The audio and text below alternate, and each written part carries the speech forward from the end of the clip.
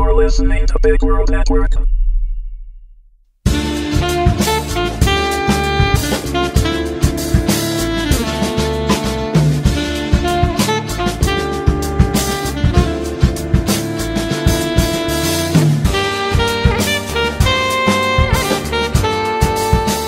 Sidekick's Secrets to Saving the City. Episode 1. Written and read by Baron Stevens. It's not easy being a sidekick to a superhero. Well, I guess a better term would be administrative assistant. I had no idea why Walrus, an elite hero possessing super strength, chose me to assist him, but I wasn't complaining. Usually, a norm like me never got a chance to hang out with their childhood heroes and help them fight crime, but I somehow had lucked into it. I was living my dream. Of course, my main sidekick duties included things like washing the Walrus cruiser, assisting in research, and getting the donuts for the superhero meetings. I wasn't supposed to go out on actual missions, since I didn't have any powers. I was just fine with that, though. I was perfectly happy being able to help any way I could. Getting paid more than minimum wage helped too, since it's not easy for a 15-year-old to get a good-paying part-time job these days. There was training involved, though. Lots and lots of it. During my first 2 weeks working with Walrus, I beefed up from a 110-pound weakling to 115 pounds of solid wimp. It was worth it, too, since I got to play with all the latest gadgets that Cat, Walrus's friend and fellow hero, invented. I even got my own uniform with body armor in case I ever did get caught in the line of fire. It was a Monday after school. I was at home lounging on my bed and reading the latest Archon comic. I have to confess, Walrus is only my second favorite hero. Archon could fly, had super strength, and carried around the super awesome Sword of Justice, complete with flames. I'd been dying to meet him again, but, unfortunately, he was not a member of the Heroes Council. He'd also been labeled a vigilante by the Franklin City Police Department. Still, I couldn't help but have a soft spot in my heart for him ever since he rescued me and my mom from a bank robbery when I was 5. My smartphone buzzed in my pocket. I rolled over and pulled it out. It was a call from Walrus through the HeroNet app. I answered immediately. Hello? I just found out about another kidnapping, Walrus said in his low voice. Are you available? Yeah, I said, sitting up on the edge of my bed. Perhaps this time we could find out who was behind a rash of recent kidnappings of children my age. Any new leads? Not yet, he answered. We'll go talk to the family and see what we can learn. I'll swing by and pick you up at our usual spot. Don't forget my uniform this time. Got it in the cruiser. See you in 5. I tucked the phone back in my pocket, ran out of my room and down the stairs. As I grabbed my jacket, my mom came out of the kitchen. Where are you going, Fenton? She asked. She gave me that hard, motherly stare. Being 15 and having a mom constantly watching you is bad enough, but it's even worse when you're trying to be an undercover superhero assistant. Oh, and yeah, Fenton is my name. And yes, it does mean town by a swamp. It's not even a family name or anything, just something my parents found in a name book and thought was cute. I'm heading over to Carl's, I lied. My mom shook her head. Fenton, you keep running out of the house before your chores are done, and I haven't seen you working on your homework much lately. I'm getting it done, honest. And I was, too. Barely. I was having to do a lot of it during my lunch period since Walrus often had me doing things for him after school. You can't go anywhere until all of your chores are done and you show me your completed homework. But Mom, this is the only time Carl and I can get together and work on our math homework. I need his help to understand this new section we're in. So, you see, I'll be working on my homework. Her lips puckered and relaxed 3 times as she studied me.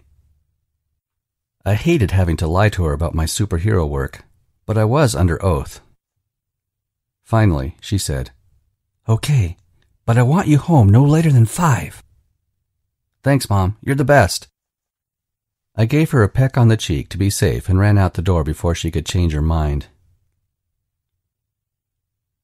We lived in an older neighborhood, but it was still in good shape. It consisted of row townhouses grouped in pairs that were built in the 50s, I think. I ran down the steps and up the street to the local mini-mart. The lot behind it was blocked off by a brick wall, so it made a perfect pickup spot for Walrus to meet me. Sitting there, waiting for me, was a black 1970 Dodge Challenger with a souped-up 426 Hemi. Most people just knew it and loved it as the Walrus Cruiser. And, thanks to the help of Kat, it was tricked out with all the latest crime-fighting gadgets. I opened the passenger door and hopped in. Walrus sat behind the wheel in his brown body armor uniform with the big white W on his chest. His mask covered his entire head and had 2 white tusks protruding from it. One tusk housed his communication equipment, while the other had a powerful tranquilizer in it. He was also a large man, a really large man. Let's just say that Walrus is an apt title for him. He pointed his thumb at the back seat. "Your uniform is back there, Seal Boy." I grimaced. I wasn't wild about my Sidekick name, but I didn't have any say in the matter. I wanted something cool sounding like Blastermeister or Silverblade. But no, Walrus wanted to stick with the aquatic mammal theme for some reason. The uniform wasn't my favorite either. It consisted of dark brown body armor with a brown cape. And the mask looked more like a mutated dog than a seal. The worst part, though, were the large letters SB painted on the chest. It was a good thing he hadn't named me Boy Seal. Walrus put the cruiser in gear and backed up out of the alley. We rode the rest of the way in silence until we reached an older part of the city with rundown apartment buildings. Half of them were boarded up. A gang of street thugs eyed us as we drove by. We soon reached a building with several FCPD cars parked next to it. We pulled up next to them and got out of the cruiser. A tall officer with a beak-like nose stood next to the building. He looked at Walrus and raised an eyebrow. "What are you doing here? Is there a bank robbery or something in the area?" "No, we're here to investigate the kidnapping," Walrus answered. "Doesn't seem like your thing. Shouldn't you be lifting a bus off a bunch of trapped kids or something? This seems like a waste of talent, especially with so many of the other elites over in the Middle East." "I have my reasons," Walrus answered. The officer turned his attention to me. "And who are you, Rodent Man?" "I'm Seal Boy, Walrus's assistant," I answered as I simultaneously wished for a new mask. The officer stepped aside as we entered the lobby of the building. From there, we climbed up 3 flights of stairs until we reached the floor with several officers talking to other residents of the building. A few gave nods of recognition to Walrus, and others looked at me like I had just escaped from a dog pound. When we reached an open apartment door, we stopped when a man in a cheap suit stepped out. He had a press badge hanging from his neck. His eyes lit up with excitement at the sight of Walrus. "Oh, Mr. Walrus, what brings you in on this caper?" he asked as he pulled out a little recorder from his suit pocket. "The name is just Walrus, and I'm here on official business. Now excuse me, please." Walrus pushed past the reporter and into the room. Before I could slip through, the man gave me a greasy smile as he put his hand on my chest to block my entrance. "And who are you? What does SB stand for? Short Boy?" "I'm Seal Boy," I said, "Walrus's assistant." "I've never seen you before. Are you new?" "This is my 3rd week." "And what is your elite ability?" I paused. I suppose I shouldn't have been ashamed of who I was, but I did feel a little inferior working with superheroes when I didn't have any powers of my own. "I'm just a norm." "A norm? Then what are you doing working with Walrus?" I'd asked myself that question several times, but I didn't like hearing it from him. "Look, I said I'm his assistant. Can I get through now?" The reporter continued giving me his greasy smile. He finally took his hand off my chest and stepped aside. "Nice to meet you, Seal boy." He walked into the hallway and toward the stairs, still smiling. The apartment had orange-brown carpet that looked like it had been there since the 70s. The formerly bright orange paint had faded and become so dirty that you could hardly tell its original color. I walked into the small living room where a middle-aged woman sat on a threadbare sofa clutching a handkerchief. Her eyes were swollen and red, dripping with tears. Walrus was kneeling in front of her. "I don't know why," the woman said to Walrus, her voice stretched with pain and loss. "My little Angela always stayed out of trouble. Why would someone take her from me? Why?" Walrus shook his head. "I don't know. That's why I'm here. I want to help you get Angela back." Walrus tapped his chin before asking, "Out of curiosity, how has her health been lately?" The mother shook her head. "Not good. She caught the flu and was pretty sick for a while. She was just finally getting over it and feeling up to doing things again." Walrus nodded. "Interesting. Are you getting this down, Seal Boy?" I reached into my utility belt and pulled out my smartphone. I had no idea why he wanted me to jot down the thing about the flu, since I think me and half my school came down with it as school started. But I opened up my note-taking app and thumb-typed it in anyway.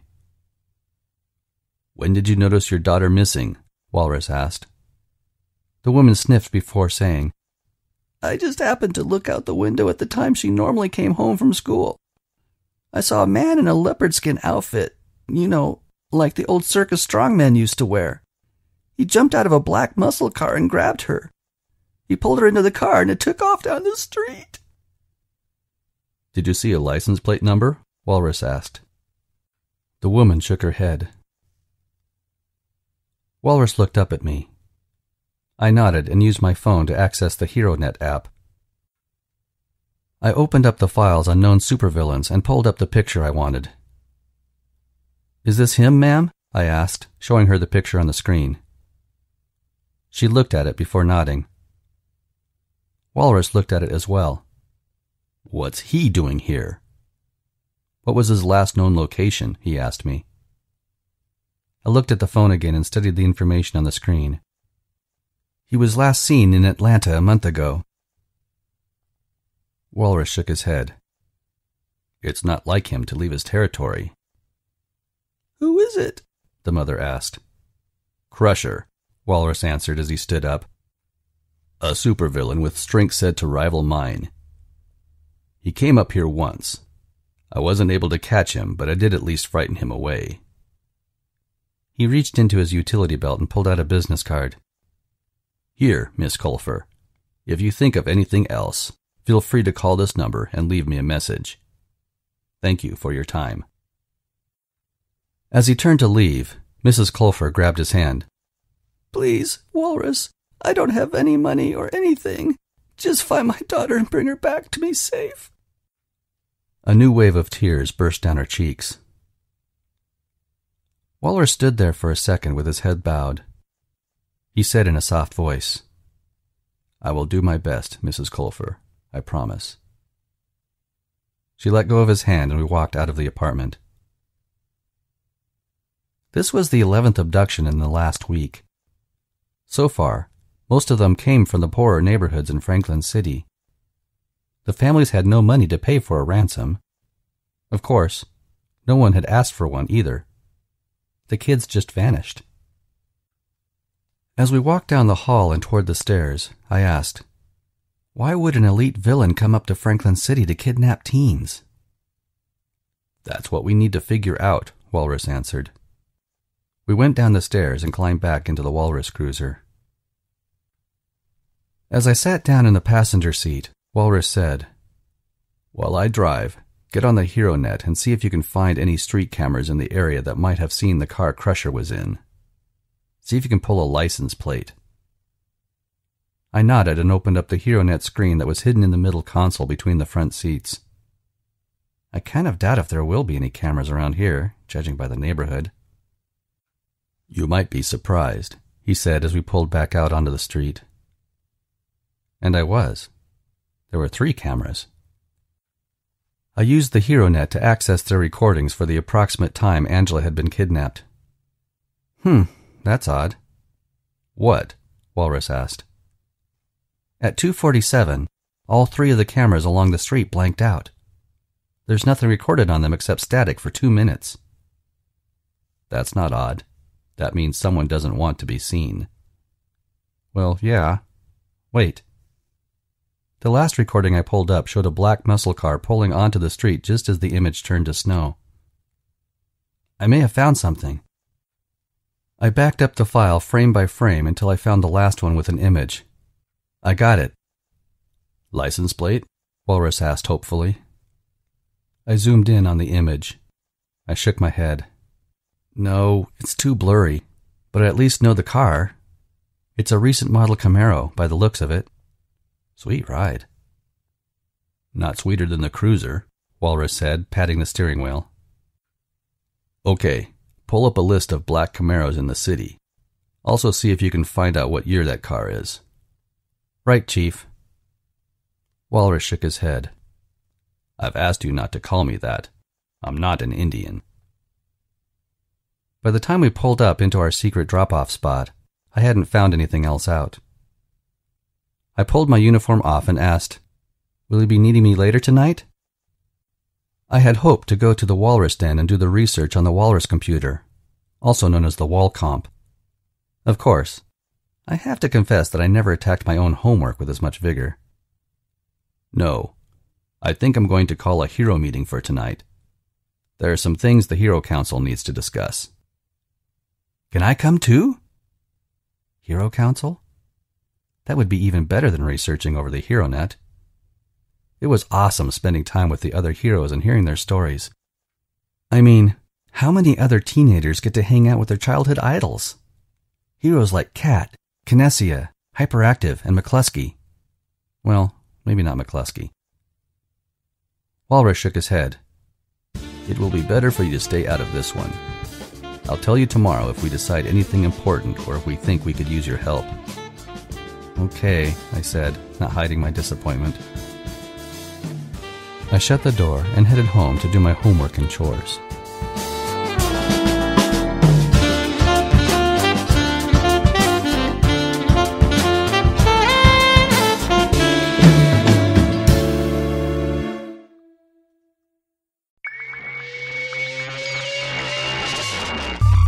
You're listening to Big World Network.